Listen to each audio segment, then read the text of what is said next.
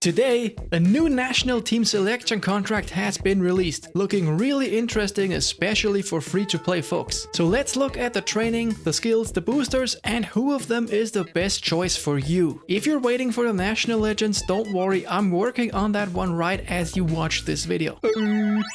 Here comes Pepper. Welcome everybody! The good thing this time is that there isn't an absolute right choice, meaning that unlike in second-rate trash TV dating shows, there also isn't a completely wrong choice. We start with visionary pass Bernardo Silva.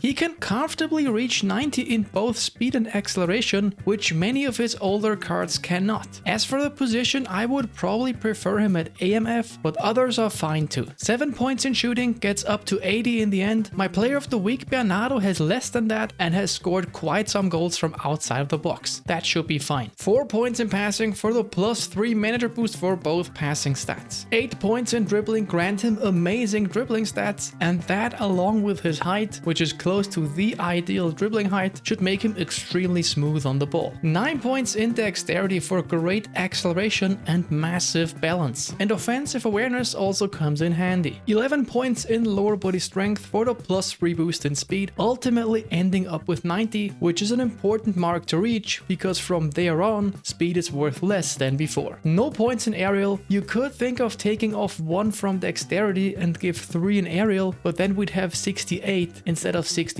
I don't think the impact would be too big. You want to avoid physical duels anyway. No points in defending, there's no point to do that, the stats are just too low and would cost us valuable progression points that he needs somewhere else. As for skills, the absolute must-haves are first time shot and fighting spirit. Heel trick is probably the next best choice. Acrobatic finishing and gamesmanship are also great to have on him. If you play him on the side and sometimes cross, you could consider trading one of them for pinpoint crossing. For the booster, I would go with Striker's Instinct, but for a player like Bernardo, there are a lot of options. Agility, for example, would be alright as well. There are some more. It's all about what you prefer. The next player is long reach tackle Jordan Henderson. We go with a fully defensive I refuse to play football build here. 1 point in dribbling because it's a leftover point, could also use it for passing. 10 in dexterity for the +3 boost in acceleration. Offensive awareness is not that important, but we take it. 11 in lower body strength to exactly reach the +3 manager boost in speed, ultimately granting us 91, which is nice because it's over 90 and it's quite much. 4 points in aerial, don't think he really needs more, especially in the current version of the game. The remaining points all go into defending. We have a really nice anchor here, fast, great defensive stats, great stamina, long reach tackle, and 13 leg length, granting him a bit more acceleration. His leg coverage is still far from Zakaria or Vieira, but for a free card it's really nice. Here's an alternative that's definitely worth considering for many. Here we go with 4 points in passing to reach the +3 manager boost in both passing stats, allowing more accurate passing. 3 points in dribbling to make him a bit less clunky, which is definitely useful. We took these points from dexterity, and trading 3 points in acceleration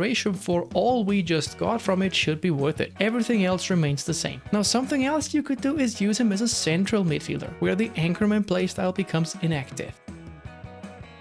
Since he will run up further, then I'd go with some more dribbling instead, which was taken from defending. If you like, you could also take it from lower body strength. For his skills, I would choose man marking, sliding tackle, acrobatic clearance, and weighted pass. Last skill, probably aerial superiority. For the booster, I think shutdown is a great choice because it's the most point efficient one, but other defensive ones will also be fine. Next up is aerial fort Marquinhos. 6 points in dexterity for some acceleration, the same amount for a lower body strength for speed and stamina. 8 points in aerial, making him better there because obviously since he has aerial fort, he will be your anti-aerial choice, although he could be a bit taller for this. 12 points in defending to grant him great defensive stats. Marquinhos should be alright contesting players like Big Time Ronaldo or Osimhen, but against the aerial elite like Kolla or Weghorst, odds are aerial fort is not gonna do much unless Konami recently changed this. Now there are 2 ways of builds to go from here. The first one is this one, where the approach is basically I play long ball counter, try to have good positioning and boost his defensive stats so they're as good as many epics while keeping the aerial strength.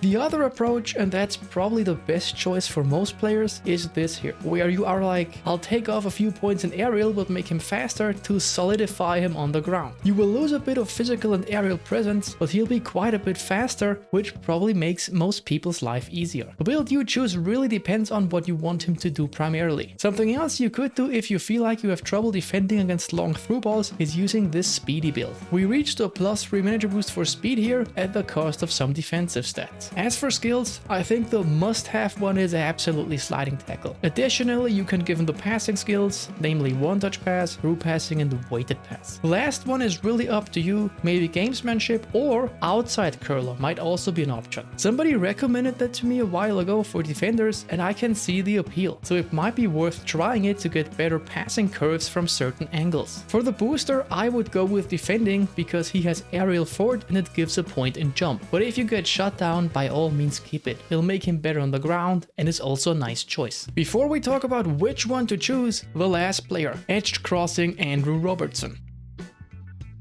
4 points in passing to reach 90 lofted pass, which is important to have because pinpoint crossing makes it act like 99. 7 points in dribbling to make him decent on the ball, as we want him to be able to turn quickly to get that little bit ahead to get a free path for the edged cross. 8 points in dexterity for 90 acceleration, 8 points in lower body strength for the +3 boost in speed, resulting in 91, and it also gets us some nice stamina. 4 points in aerial to give him a bit more physical presence at little cost. Everything else goes to defending, getting him nice defensive stats and the +3 boost for defensive awareness. So I wouldn't really recommend this per se, but for those that want to use him in a full classic meta fashion with defensive instruction, you can use this build here. Here we go with no points in passing or dribbling because your classic meta defender doesn't want to move up. 8 dexterity stays the same. 10 points in lower body strength for even more speed. 1 more point in aerial because we had the points left over. And then 14 points in defending. Like, don't get me wrong, that's a fast, nice defender, and if you don't have any defensive fullback to fill that role, go for it. About his skills, I think blocker and acrobatic clearing are the must-have ones. Low lofted pass is also an option, and since you most likely want to use him offensively, skills like heel trick, gamesmanship, or even track back are legitimate options, just like feints such as double touch or whatever you prefer. For the booster, I would go with shutdown for both the defensive and the offensive version. Now, which one of them to get? For full pay to win teams, nobody of them is gonna be an upgrade, real talk. Something else to consider is that everybody except Marquinhos can also play the English League event. That's a little advantage. But really, I think this might be the hardest choice out of all of these contracts so far because the players are all so different. You know, before we could just, for example, compare Owen to Batistuta, point out the differences and go from there. But this time, comparing them against each other makes little sense, even for like Marquinhos and Henderson. So the obvious way to get a good idea who to get for you is to see whatever your current squad or possible next best option is. To be fair, I cannot tell you who the best choice is without knowing your team information. I would just be guessing. The problem is, since all of them fill different positions and niches, it's kinda impossible to say what helps